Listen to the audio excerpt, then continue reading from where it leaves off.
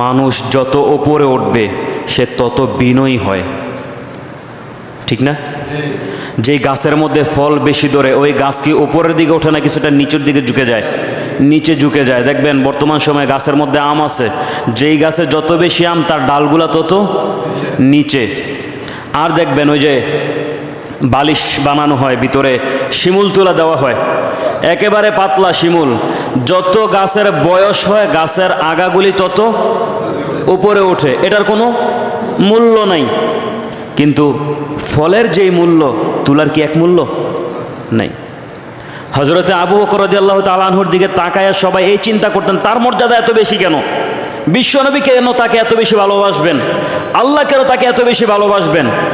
আর কেন তাকে জান্নাতের সুসংবাদ দেওয়া হবে? কেন তিনি জান্নাতের 10 জনের মধ্যে সর্বপ্রথম হযরতে আবু বকরের ঘোষণা কেন দেওয়া হবে? এটা সাহাবীরা তাদের ভিতরে হিংসা লাগায় বলতেন না। হযরতে আবু বকরের ভিতরে এমন কি আছে যে এত মর্যাদা তার? হযরতে আবু বকরের কাছ থেকে ওই জিনিসটা নেওয়ার জন্য সাহাবীরা হযরতে আবু বকরের দিকে তাকায় থাকতেন এবং তারা নিজেরা নিজের এই চিন্তা ভাবনা করতেন। আর এদিকে হযরতে আবু বকর যখন একা একা হতেন, বিনয়ী কাকে বলে, মর্যাদা হযরতে আবু বকরের কেন হবে না? তিনি যখন একা একা হতেন, নিরিবিলে থাকতেন, তখন তিনি গাছগুলোর দিকে তাকায় বলতেন, গাছ তোর মর্যাদা কত বেশি রে। হাসরের ময়দানে যখন আল্লাহ তাআলা হিসাব নিবে, তোর তো কোনো হিসাব হবে না, তুই তো মাটির সাথে মিশে যাবি। কুকুরের দিকে তাকায় বলতেন, কুকুর তোর মর্যাদা কত বেশি, হ্যাঁ, আমার থেকে তোর অবস্থাটা কত ভালো তুই জানোস? হাসরের ময়দানে তোর হিসাব হবে একটা সময়, তুই একটু হয়তো অন্যর উপরে জুলুম করছস, সামান্য জুলুম দিয়ে তুই মাটির সাথে মিশে যাবি। আর আমি আবু বকর মানুষ হয়ে জন্মিয়েছি, আমার অবস্থাটা কি হবে জানো? আল্লাহর সামনে দাঁড়ায় আমি হিসাব দেওয়া লাগবে। আল্লাহ যখন আমাকে বলবে, আবু বকর তুই ইসলাম গ্রহণ করার আগে তো তুই মূর্তি পূজা করছিলি, কাবা ঘরের চতুর্দিকে ঘুরছিলি, আমাকে পাওয়ার জন্য না, তো আমি কি হিসাব দেব? আমি আল্লাহর কাছে কি বলবো? কুকুরকে ডাক দিয়ে বলতেন, আমার থেকে তোর জায়গাটা যে কত ভালো, তোর মতো যদি আমি হয়ে যেতাম, হাসরের ময়দানে আমার কোনো হিসাবের প্রয়োজন ছিল না, মাটির সাথে মিশে যেতাম। অথচ এই কথা বলছেন তিনি, জান্নাতের সার্টিফিকেট যারা পেয়েছেন, যে 10 জনের সর্বপ্রথম যাকে বিশ্বনবী ঘোষণা দিয়েছেন, ওই হযরত আবু বকর বলছেন। বিনয়ী কাকে বলে? সুবহানাল্লাহ। ইন্নাল হামদুলিল্লাহ আলহামদুলিল্লাহ নাহমাদুহু ওয়া নাস্তাঈনুহু ওয়া নাস্তাগফিরুহু ওয়া নাউযু বিল্লাহি মিন শুরুরি আনফুসিনা ওয়া মিন সাইয়্যাতি আ'মালিনা মান ইয়াহদিল্লাহু ফালা মুদিল্লা লাহু ومن يضلله فلا هادي له ونشهد أن لا إله إلا الله وحده لا شريك له ونشهد أن سيدنا وحبيبنا ومولانا محمدا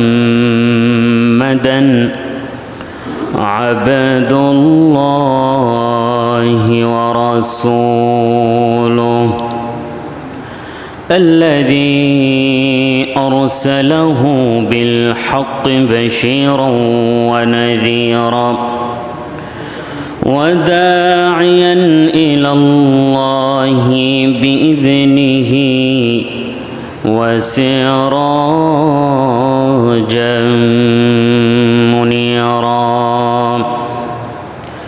أما بعد فقد قال الله تعالى في كلامه المجيد والفرقان الحميد.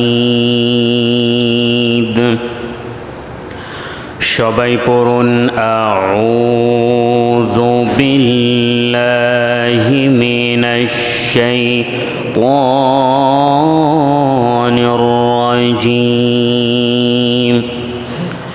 বিসমিল্লাহির রাহমানির الرحمن الرحيم لقد سمع الله قول الذين قالوا إن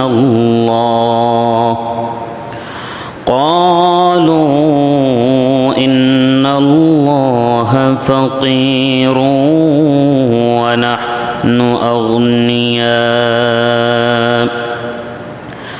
سنكتب ما قالوا وقتلهم الأنبياء بغير حق ونقول ذوقوا عذاب الحريق وقال الله تعالى في شان حبيبه ومعشوقه آمرا ومخبرا إن الله وملائكته يصلون على النبي يا أيها الذين آمنوا صلوا عليه وسلموا تسليما اللهم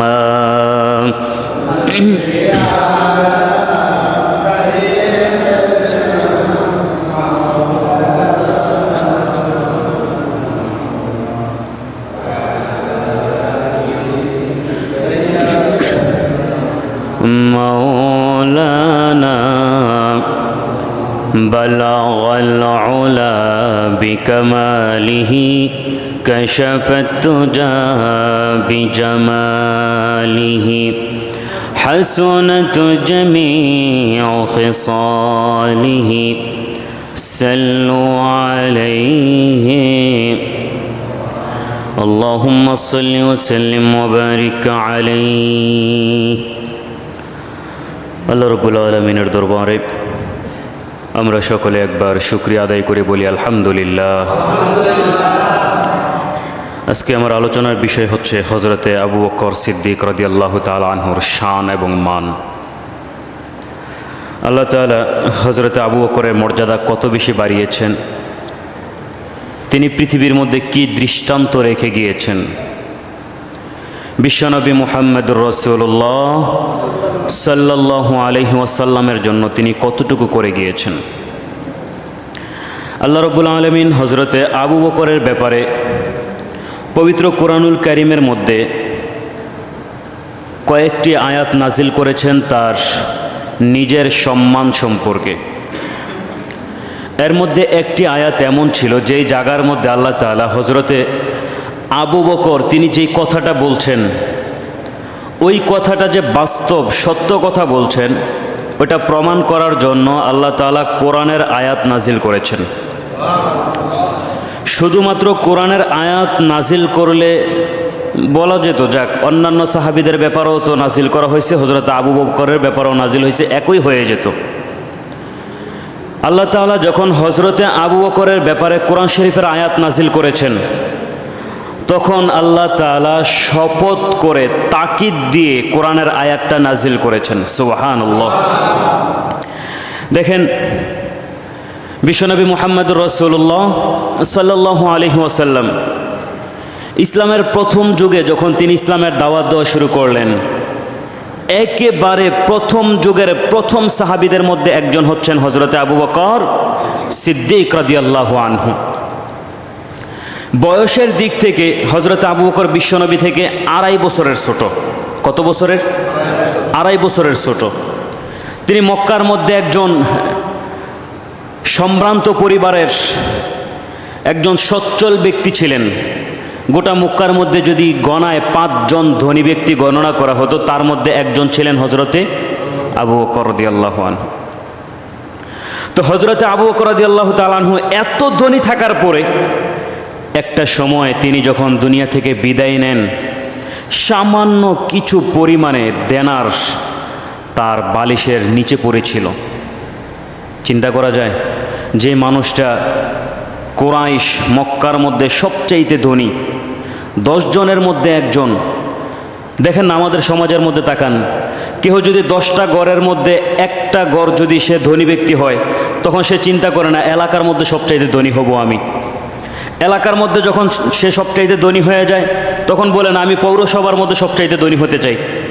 আবার যখন পৌরসভার ধনী হয়ে যায়, তখন বলে না আমি থানার হব, জেলার হব, বিভাগের হব, রাষ্ট্রের হব। একটা সময় তার স্বপ্ন এরকম হয় গোটা পৃথিবীর মধ্যে আমি ধনী হতে চাই। কিন্তু হযরতে আবু বকর তিনি ব্যবসার পলিসি কম জানতেন না, যে তিনি ব্যবসা করতে যায় হয়তো পলিসি করতে পারেন নাই, হয়তো তিনি জ্ঞান খাটাতে পারেন নাই, ব্যবসার যে কৌশল ওইগুলো অবলম্বন করতে পারে নাই, যার কারণে হয়তো তিনি ব্যবসার মধ্যে লস খেতে খেতে এই অবস্থায় গিয়েছেন। না, তার এই পরিণতিটা ইসলামের জন্য হয়েছে। যে ব্যক্তিটা সবচাইতে ধনী ছিল, একটা সময় মক্কার মধ্যে সবচাইতে গরিব সাহাবীদের মধ্যে একজন হয়ে গিয়েছে, পিছনে শুধুমাত্র একটা জিনিসে কাজ করেছে, সেটা হলো বিশ্বনবী মুহাম্মদুর রাসূলুল্লাহ সাল্লাল্লাহু আলাইহি ওয়াসাল্লামের প্রতি ভালোবাসা, তার প্রতি আনুগত্য, তার প্রতি বিশ্বাস, তার প্রতি যেটা বলবেন বিশ্বনবী যেটা বলবেন কোনো চিন্তা ভাবনা ছাড়াই তার এক কথায় মাথাটাকে নত করে দিয়েছেন হযরত আবু বকর সিদ্দিক রাদিয়াল্লাহু আনহু। বিশ্বনবী মুহাম্মদুর রাসূলুল্লাহ সাল্লাল্লাহু আলাইহি ওয়াসাল্লাম একবার তার উম্মতদেরকে সাহাবীদেরকে নিয়ে কথা বলতেছিলেন।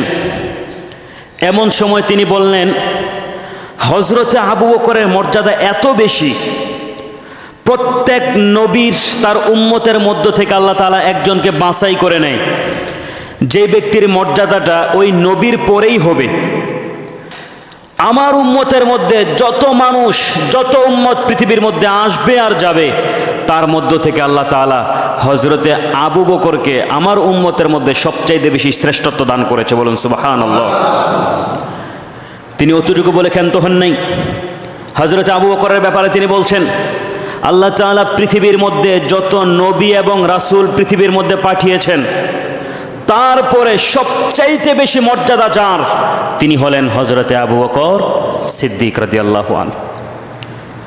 বিশ্বনবীর পরিবারের সম্পর্কর দিক থেকে তিনি বিশ্বনবীর শ্বশুর ছিলেন। কি ছিলেন?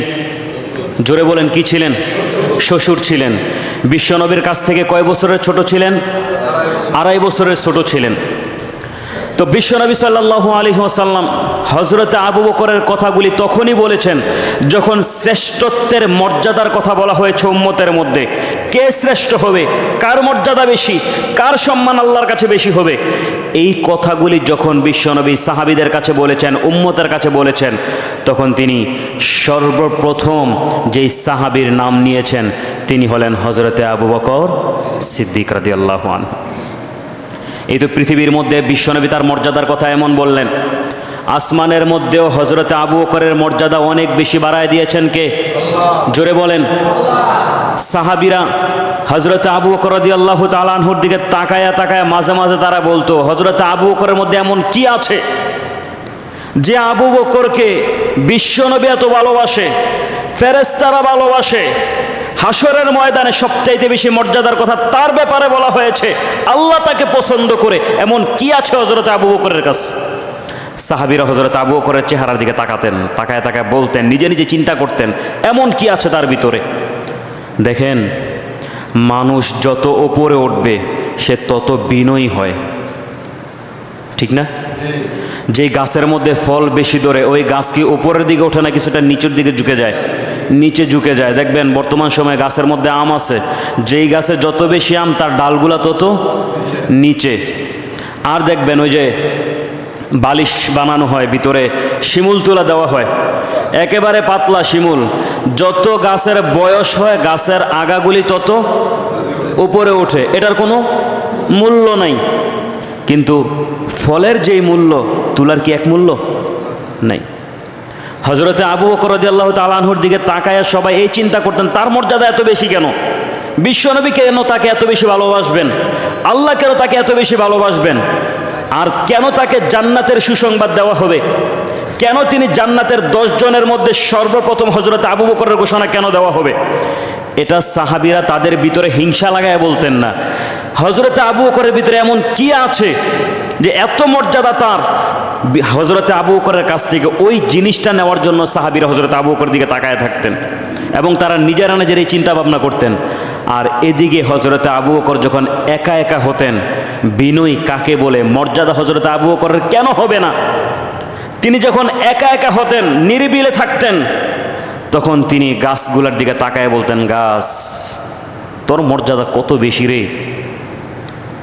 হাসরের ময়দানে যখন আল্লাহ তাআলা হিসাব নিবে, তোর তো কোনো হিসাব হবে না, তুই তো মাটির সাথে মিশে যাবি।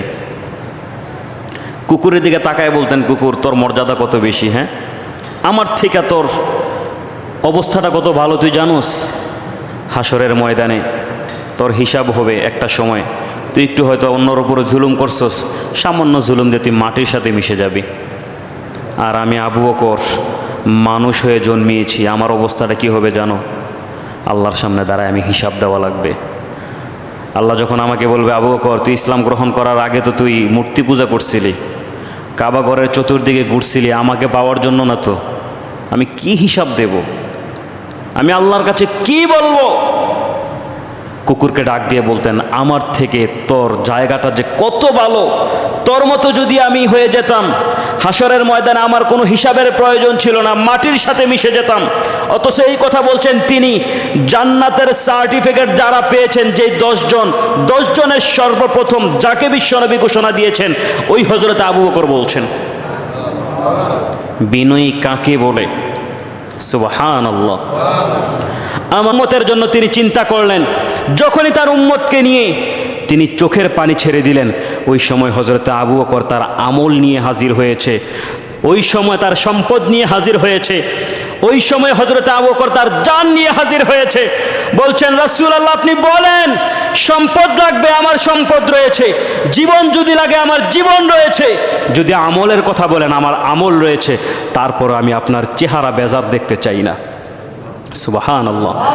এমন করতে করতে একটা সময় তার মর্যাদা এত বেশি বেড়ে গেল, গোটা উম্মতের মধ্যে সব চাইতে মর্যাদা আল্লাহ তাআলা তার সম্মান বাড়ায় দিলেন। আমরা সবাই হযরত আবু বকরের মতো হওয়ার চেষ্টা করবো, ইনশাআল্লাহ পারবো তো? নামাজ পড়ে না নামাজ ছেড়ে? জোরে বলেন। মসজিদে টাকা পয়সা দান করে না না করে? মানুষের সাথে ভালো ব্যবহার করে না না করে? আমরা হযরত আবু বকর যতগুলি ভালো কাজ করেছে, প্রত্যেকটা ভালো কাজ করার চেষ্টা করব। হযরত আবু বকরের 2টা প্রিয় আমল ছিল। কয়টা প্রিয় আমল? যেই 2টা প্রিয় আমল তাকে এত বড় মর্যাদা সম্পন্ন হওয়ার জন্য তাকে সাহায্য করেছে। এর মধ্যে একটা হচ্ছে, তিনি যখনই বিপদে পড়তেন, যখনই তার ভালো লাগতো, যখনই আনন্দ উপভোগ করতেন, যখনই কষ্টে পড়তেন, যখনই তার কাছে টাকা পয়সা থাকতো, তিনি আল্লাহর রাস্তায় টাকা পয়সা দান করে দিতেন। এই ছিল